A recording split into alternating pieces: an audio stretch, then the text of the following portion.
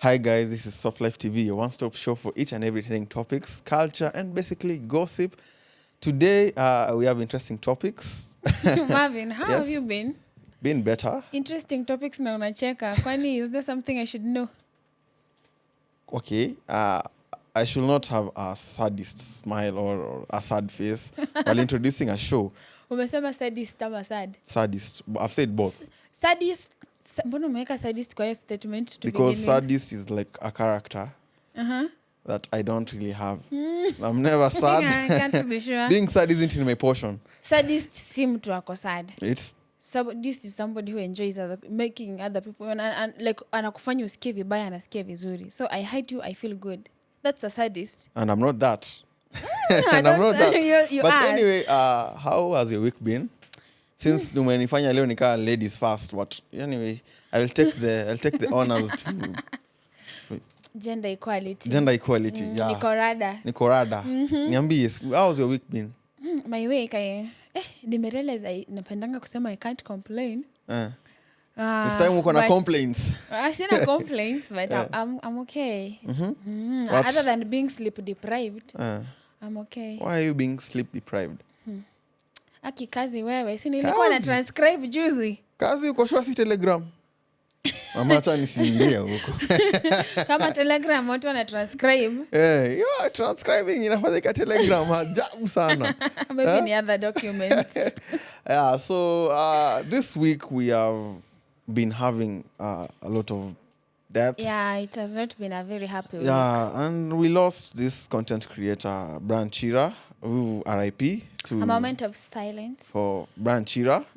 We know he wasn't everyone's favorite, but we cannot deny that he was being an upcoming content creator. And I realized there was another side of him that we totally didn't know Yeah, about. I Imagine knew- from the content creation money he made, he took himself back to University. to further his studies, Yeah. Kabarak University. And then he used to support his family, like alikuwa analipia makuzo wake fee, supported his grandmother, na ndio baada alikuwa anajikimu kimaisha. It's something that I didn't know about Chira. And Another side of him we totally... yeah, we happen to, like, people happen to be good to you when you're already gone. I saw KRG, they don't think that he'll pay for the funeral services.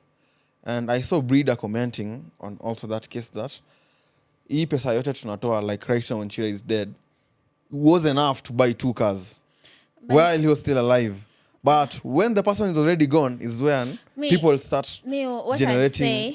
What I'd say, I'm very sure that people who are there for him when he was alive, Likely, yeah. there are people who are there for him. Tuliona wengine did online, walienda wakamsaidia, he got a new place, sindio? So for those who are there for him, God bless you. For those who wish they'd been there for him but didn't get the chance, kuna watu wengine wanaweza saidia, but I don't think sasa tumuache tusisaidie juu amekufa na hatukumsaidia akiwa alive. No. So I think badala kurusharusha mdomo, we should just try to focus on tumpe a peaceful rest. Yeah, give the family a peaceful time of this time of mourning. Yo kasheshe mingi, and then what you can do things without posting too. I recently saw a post where the grandmother like said Chira should be buried in a graduation gown. I saw that post. Maybe yeah. He was supposed to graduate. He was supposed to graduate. Sad. Yeah. You know, in my year niki-graduate last year, kuna mtu alikufa akiwa amebakisha 1 exam, road accident too. That's so sad. We never, he was a student leader though, so we never knew somebody had a hand in it because he was just found dead. We are having too many premature deaths. And many young people are dying, and premature it's deaths sad. are becoming too much. It's so sad that our parents, unajua raha ya mzazi ni Seeing growing old with your kids there and all that, but in our society sisi wazazi ndio wanatuzika. Imagine one day I'm here, the next day in RIP. Yeah, we are having a lot of people like dying. We also recently had Kenyatta University students dying from a road accident, which was so sad. 10 people died on the spot. I saw that. And I think 6 more died after they were taken to the hospital. And that's so sad. That's completely sad. But other than And the university has given like 1 week period of students and people mourning for the lost souls that they're we going had. to play games. No, they were supposed to like have exams. They were doing cuts and they were supposed to be having exams. So they were given a 1 week period of mourning the lost souls, which The students who died walikuwa wanaenda kufanya nini? They were going to play because I saw I a think poem. I think it was a trip or something. A sad poem because the guy nini mama I'm a footballer and then akachange I used to be a footballer. You? Kwa poem Okay, like I'm quoting yeah. a phrase from the poem. Just so I think walikuwa wanaenda kucheza games. Most likely. Okay, I'm not certain of that information. But we have to, maybe we can come together as a nation to follow in the footsteps of our leaders. Tukue na maombi. Si vizuri venye tunaenda kiholela holela. And unajua the thing of premature death is that the parents are investing in you and you end up dying in front of them. So like it's an investment gone bad. In front of them. Like okay, before you. Najua kidogo direct Before translation. Them, but even if you don't focus on the investment aspect, well, imagine umengangana kusomesha mtoto mpaka campus and then amebakisha maybe like ako for there and then anakufa. So sad. Ama as we graduated with watu wengine the seats tuliwekea tu maua because they even finished the exam. They were in the graduation list. But they never didn't made make it. Yeah, which sums up the premature deaths. We are supposed to be praying for, other than these prayer, roads. maybe we could look into it because it's not normal and it's not okay and it's very sad and we are sorry to all the families who are grieving. Kupoteza family member at a young age is not easy, especially mtu mwenye they were okay, maybe hata umeongea and then you are told amekufa. Yeah. It's hard. Which but is sad. Sini life na But God for us all. Kama hii kesi ya Kenyatta University ni siku ya mtu ama ni dereva. Unajua zingine we can't just blame the natures of the world. Maybe driver ilikuwa according to the on poem, something. Hiyo poem ilikuwa inaongelea hiyo accident. They were saying walipenda jina ya dere. I think it was one of the students who wrote the poem. They were saying that si fault ya driver, alijaribu, tulimsikia hadi akipiga nduru lakini ni brakes zilifail. So which means maintenance issues. It's a man error. Hata juzi kuna gari ili overturn kwa highway. So see like hiyo ni ya shule, obviously wanafunzi walikufa. It is something that is tragic and it's sad, but kuna other road accidents that are still happening and people are dying. Yeah. So I think maybe road safety is something that should be looked upon. Maybe CCTV ziongezwe, speed bumps na traffic police maybe wako 24 hours. Rather than that, you can find it's a man error. Na maintenance sasa sijui NTSA ama ni nani wanafaa kuwa wanaangalia magari. Unaweza pata like service ya gari yako imepita. Yeah. You are assuming that because unadhani hii ni trip ya kwenda na kurudi. And these cars are just man made. Ni vitu zinaweza haribika. It can't be faulty. Brakes zinaweza kusa kufanya. So what are we supposed to do apart from like regular maintenance? Yeah, you should. Kama hii ni basi ya shule, Kenyatta University is a very big university in Kenya. As a matter of fact, basi haifai kuwa faulty. In fact, I don't think basi za shule ziutumika sana. Ziutumika sana. Si kama matatu. Basi inategemea shule. Unaona? Because there's so much going on in schools. I know. Especially for campuses. Hata nini za basi za there are also pupils, wa high school na primary wenye wamekuwa wakikufa mysteriously in the swimming pool. Primary case ni different than like campus, which I'm talking about Kenyatta University. How frequently do you think a bus is being used in campus? Yeah, it's frequently. How frequently do you think? It's more frequent than you imagine.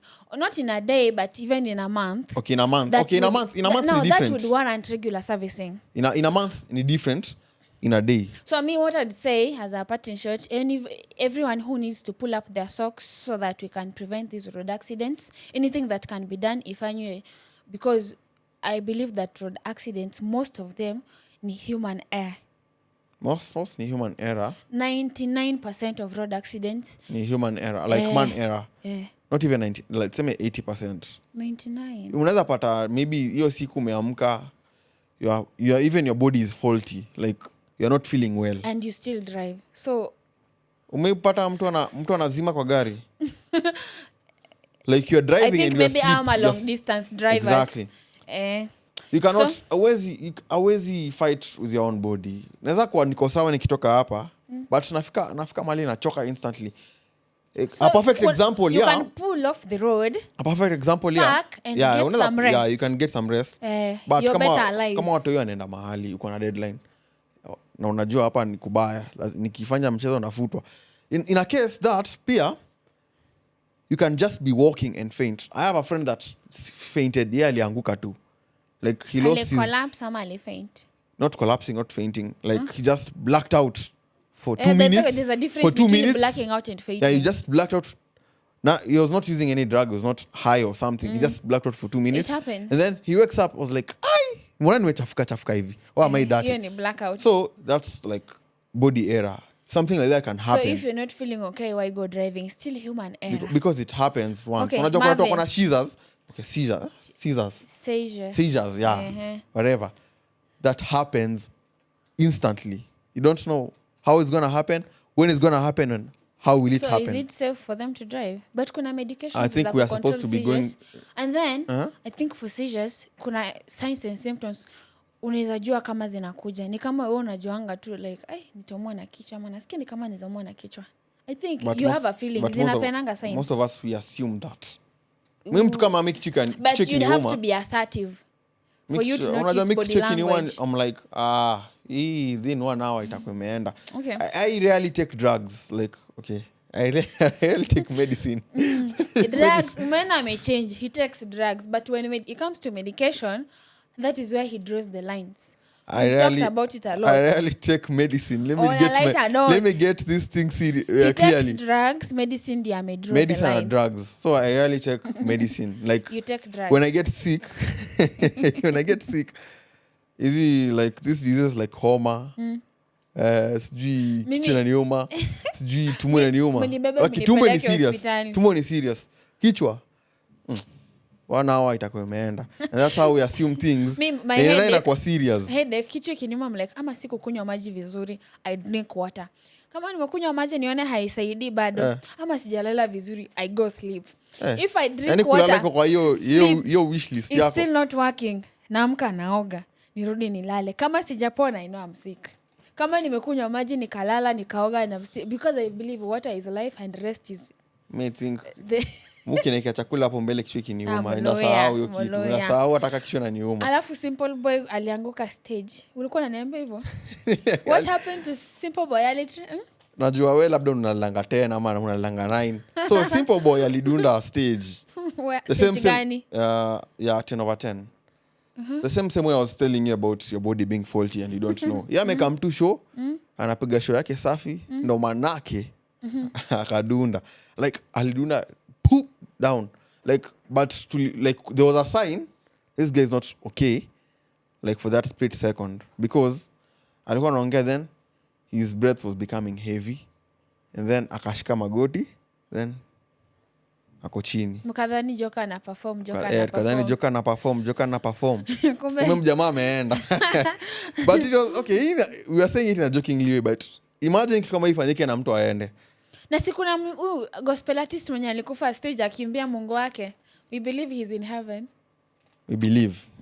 Ni kubelieve tu. Hatuwezi jua kinye anafanya because hatuwezi jua. Most people are hypocrites hapa nje. A lot of people are hypocrites. Usimwongelea alalae. Takuja kukuuliza kama unamjua personally kwa ndoto. Mimi nasema a lot of people are hypocrites huku nje. That's why we believe he's in heaven. So far any information umesikia is Simple Boy okay ama our guy? Simple Boy ako okay, very okay. Kwanza anataka kutafuta date na sijui bebe tikialo tena. That's Simple Boy. Na alisema shida ilikuwa wapi ndio akadunda? I think ilikuwa tu fatigue. Yeah, fatigue pia because those kind of things. Ama vijana nasema sips water. Mimi sijasema. Sips water. I'm not gonna talk about that. Waache miedara. Mimi sijasema. Waache miadarati. Yeye ndo alikuwa naimba hivyo. Mimi I'm just singing along. I'm singing along. When uko na that, you have that idea in your head. So I'm just naitekeleza. You're making it, eh? Yeah, I'm actualizing your thoughts. Yeah, I'm actualizing your thoughts. You're becoming verbose. Okay. Verbally. Okay. Verbals nini? Verbose. Okay, verbally. Verbally. Naenda kuangalia I'm a verbally intellect person, so I innovate my own languages. In that I'm case, not convinced. Tukiongelea story ya Simple Boy, to straight to Young industry, song. like industry. How the industry works. Now, being young blood in the industry. But before that, kuna hii kesi hapa ya, mnakumbuka movie ya Squid Game? Of course. Na kwanza nangoja season 2 deadly. The owner of the game in the movie, Young So. ako ndani. Na hizi young. Ako ndani. Ndani. Unajua for how long? How long? 8 months. Sexual assault. Na mbona nafungwa 8 months? 8 months in prison. Kenya unajua sexual assault, unajua unaenda miaka ngapi? Pengine hakuingisha ndani. Ni kichwa tu. Ni kichwa tu. Sips water. Alifanya tu kidogo. But what was the story behind it? I don't know. Mimi niliona tu. Leo umesema story ya kichwa. Mimi sijui kichwa imefanya nini. Mimi sijasikia kichwa. Umesikia kichwa? Mimi nisikia tu kichwa inaniuma. Msoko ndani lakini in short. But Squid Game I hope haitafungwa. Your story, by the story ya Young So, I have a similar story. Nilikuwa nachapa hiyo story jana na one of my friends. There was this boy mtaa yetu. He's a old G. And he was dating a minor. So let me tell you. Minor ni mtu wako below 18. Si minor kageni ama minor kingangi. So this guy was dating a minor. Akapata ball. Minor you mean below 18? Yeah, below 18. Ama below 21. Siku hizi najua kuna two categories of minor in Kenya. 18. So, akapata ball. He was taken to the police. Akaenda industrial area around 6 months. Yeah, for dating a minor. So what happened? For the first time, nikasema ani dem ameokolea mwanaume. So that minor was like, nataka mimi napenda huyo boy na napenda hii ball. I can live with the ball. It's one of my decisions. Yende create huyo boy in a Soleria. Si hakumrep. She's making a conscious decision. Yende create huyo boy in a Soleria. Just imagine if the parent definitely wanted that woman say rot in jail. But sometimes I think our parents fear, as much as they love us, they want to protect us, they should be objective. Because objective in what way? Hata primary ama high school, boy umepatikana na dem and then boy ndio unachapa. Kwani msichana ajui Kenya anafanya? Ukiongelea kitu I've been a victim of that. I've been a constant victim of that. Na wasichana, I'm not surprised. Okay, acha nikwambie, mimi nilikuwa na sura mbaya primary. Siwezi kudanganya. Hii ni glow up. Bado si glow up. Bado nikifika pale nataka kufika. Hamtapenda. Hiyo sasa ni pesa. Kuna glow up and then kuna money. Okay, glow up. So yako hii ni glow up. Unasema ni si pesa. Isido. Tumesema kuna mali unataka kufika. So I'm telling you what you're aiming for is what money brings. Kuna kaurembo kanaletwa na pesa. Kuna hiyo ikikaa sana mtati. But I was a very bad looking person. Hiyo naweza hiyo najikubali. Kenyeji plus bad looking plus nini nilikuwa hiyo primary. Unaona? So I had a hard time with girls. I used to hate girls, in short. I had a hard time with girls. So the first time a girl was friendly with me, I took it differently. Because first thing, nilikuwa nachukia madem. Kitu ya pili, hakuna vya ningekatia madem na najua nakaa vibaya. Kitu ya tatu, self-confidence ilikuwa chini na self-esteem. So there's no way I could do that. So this one girl, mwenye, he was being so friendly with me. So I was like, hey, kwani udem ameona nini nye watu wengine wao? She was just being nice to God's creation. Nice. Wacha ionekane natembea na msichana. Na watu wanajua wenyewe mimi mwenyewe najua sikai vizuri. No mimi you having affair with this chick, Sasa nikwambie nilikuwa nimesota. Primary tulikuwa na canteen. So nilikuwa nimesota na udem apparently alikuwa na do, si disclose jina juu atajijua. So alikuwa na do ile designer ananituma shop na ananipea commission. So nikienda shop nikirudi class na snacks, sasa nadhani mimi ndo nimebuy dem snacks. Kijana anaweza penda wa mama. Unaona? Mimi ndo nimebuy. Marvin, nikikuona na mama I must look at you twice. Unajaje kama sasa. Ulianza rehearsal mapema. Unaona? Sasa nikwambie story. Acha story ya mama. Mama ni kando. Hapa bado tuko. Kuna ya mama. Kuna ya mama bado. Sasa nikienda shop nirudi na snacks. So obviously the perception will be nimebuy dem snacks. Jenga jina. Hivyo ikakuwa serious mpaka watu wakasema tunakatiana. Na mimi nikomboka, kitu ya kwanza niko kazi. Natumwa shop kwa hiyo snacks, nakula bado hiyo snacks zake kidogo na atanipea commission. Niingize kitu kwa mfu. I ended up being beaten around 200 canes, 200 strokes. Primary unachapa viboko 200. Mimi nakwambia hiyo primary yetu, we should go so that. Hiyo primary yetu siku ingesha kwa hujachapwa, nikwambia tu God manzi alhamdulillah. Leo imeisha sijaguzwa na kiboko. That's how bad it was. Hata kama si historia nini, tulikuwa na these types of marathons. I was once transferred to a shule yenye walimu walikuwa nakuchapa tu, like wanakuja class. I was once beaten juu niko class. Watu wanapiga kelele na mimi nimekaa nasoma storybook. So they were like, if you have the sense to keep quiet, why can't you tell the others to keep quiet around? I was like, how is that my business? Si kila mtu anajua kenye nilimleta shule. Na mimi si class prefect. Si prefect in fact. Hadi funny thing ni watu walikuwa na fight hapo kando yangu, wanalimana ngumi. Mimi nimekaa tu kwa kiti. Nilichapo, nilipepwa nao because how can you be that?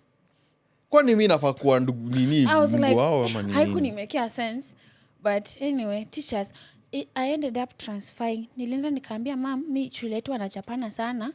So it's either niende nikae nyumbani ama ni transfer shule. I pray that corporal punishment iko imeisha. Nika transferiwa shule.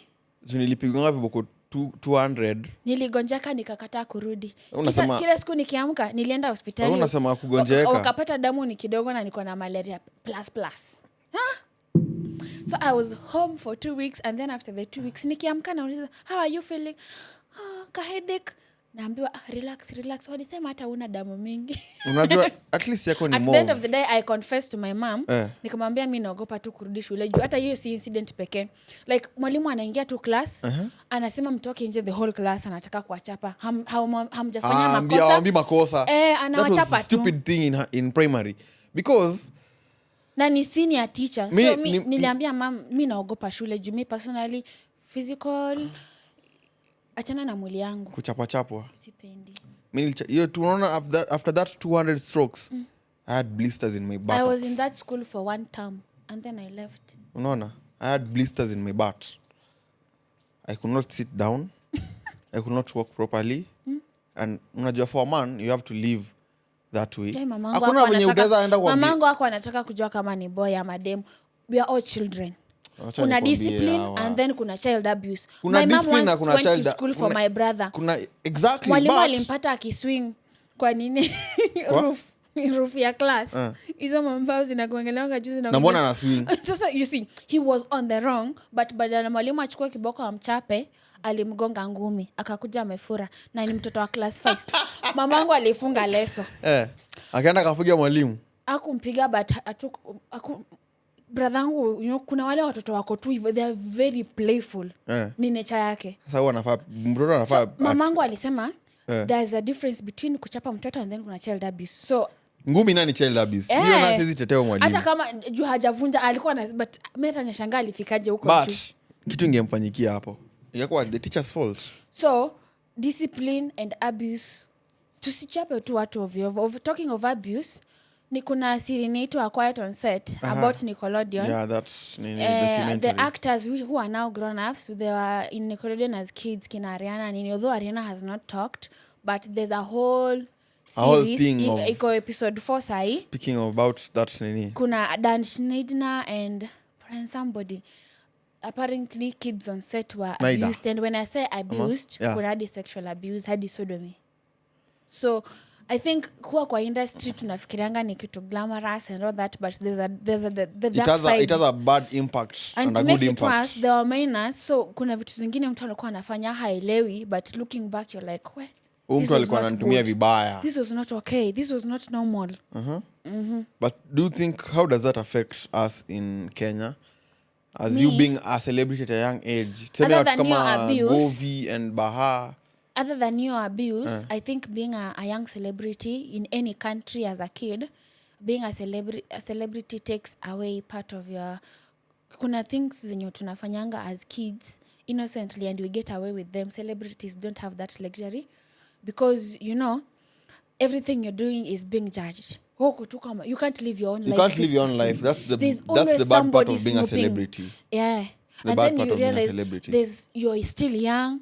You have to figure out yourself while still being what people think of you at the same time. So I think if you're still young and you're a celebrity, you have your parents. Wacha kumanage.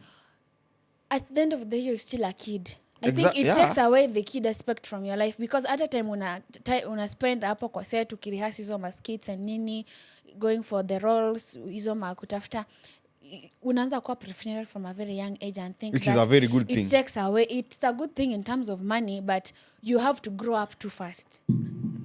That's the fun part of being a professional as a kid. Maisha ililetwa in stages for a reason so that you can experience every stage when you unafaa ku experience to grow as a healthy person. The same if way I have maisha, to grow up too early, it means I'm skipping some things I'm supposed to be doing as a kid. It's the same way maisha inakwambia kuna people who are raised in a good household with 2 parents, a good household with 1 parent, an orphan. The same way maisha ni different. So maisha, you should first understand how the world works. You know tunashinanga hapa nikisema. You're still a kid, Marvin. Put it in a kid's point of view. Hujui hata hizo maisha same na kila mtu. I know, exactly. And that's not fair. So what I'd say, the world is never a fair place. The world is never a fair place. Exactly. Being in the industry as a kid strips you of your innocence. Ama tuseme aje, your freedom to be a child. You don't have it. So so obviously, maybe as sisi kama audience, we should be understanding and more accommodating. Achana na story na pesa na fame. We are now talking as human beings. It takes a lot away from your life. Ungekujua na machachari at that young age ungekataa. Singekataa, but it would impact me. That is what you are saying. Iko na big the disadvantage, the other side of it. The good thing is you get money. The good thing is that you get money. Thank you for tuning in. Huyo kijana akikataa ku reason kusikia akili na bakingi tu ni kama mimi nakwambia na reason na pesa. Mimi na reason na pesa. Pesa wise I will reason with money. I value mental health and general wellness of a person. Because you're older now. That's why you'll value mental health. I had a very good mom and dad. I was allowed to play and be a kid in my young age. And I was also allowed to play and stuff. Ulichapwa sana anyway. Kiboko nilikulanga. But tukimaliza show we don't want to hear about your viboko. To stop corporal punishment because it causes trauma. He's traumatized. Yeah, okay. Huwezi mkujia na pingu. Hata zile za pink. Finally, as we wrap up the show, I'd like us to maybe you can give us your reviews on this episode and other that you haven't given our reviews on. Mm-hmm. And where we are located at Pro Studios, which is found in Third Ngong Avenue near Vibanda Village. Otherwise, close you to can library. catch us on Softlife TV at Facebook, Instagram, Twitter, TikTok. Mm-hmm. Don't forget TikTok. YouTube, where is our major platform. Mm-hmm. I've been your host, John Marvin, and thank you for tuning in. See you next time.